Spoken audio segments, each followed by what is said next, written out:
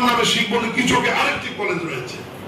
এই প্রতিষ্ঠানগুলি আমি 2097 থেকে 2023 সাল পর্যন্ত নিজের সম্পত্তি, পৈতৃক সম্পত্তি দিয়ে, কোথাও সম্পত্তি ক্রয় করে, নিজের অর্থ দিয়ে ঘর বাড়ি তৈরি করে দিয়ে আস্তে আস্তে এই প্রতিষ্ঠানগুলি আমি দাঁড় করিয়েছি। এর মধ্যে অধিকাংশ প্রতিষ্ঠানই আমি বিএনপি করবার কারণে এমপিও ভুক্ত হয়নি।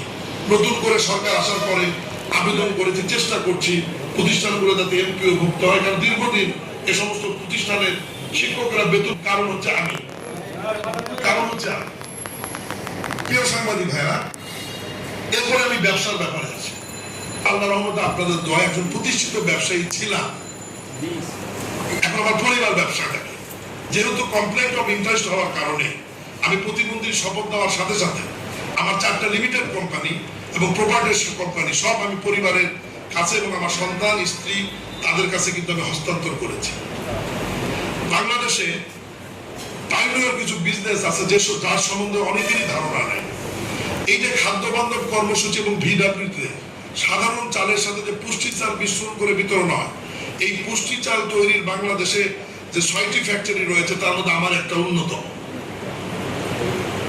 বাংলাদেশে প্রথম আমি পাইনিয়র, বিভিন্ন আউটলেট গুলোতে গিয়ে দেখবেন স্বপ্ন সহ বিভিন্ন জায়গায় ফর্টিফাইড রাইস এবং ফর্টিফাইড ময়দা, এটা প্রথম আমি এসিআই সাথে জয়েন্ট ভেঞ্চারে আমার রূপসী রাইস অ্যান্ড পুষ্টি মিল যৌথভাবে বাংলাদেশে প্রথম আমরা বেসরকারি ভাবে মার্কেটে নিয়ে এসে আজ থেকে 5 বছর আগে। এই আউটলেট গুলোতে 2 কেজি, 1 কেজি এবং 5 কেজির প্যাকেটে দেখবেন ফর্টিফাইড রাইস লেখা এবং ফর্টিফাইড ময়দা বা আটা লেখা।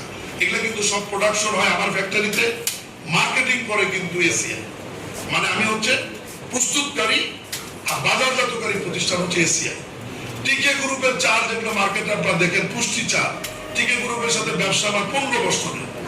আমার ওখান থেকে চাল এসে পুষ্টি ব্র্যান্ডের চাল মার্কেটে দেখেন, এটা কিন্তু আমার তৈরি ব্যবসা প্রতিষ্ঠানের চাল।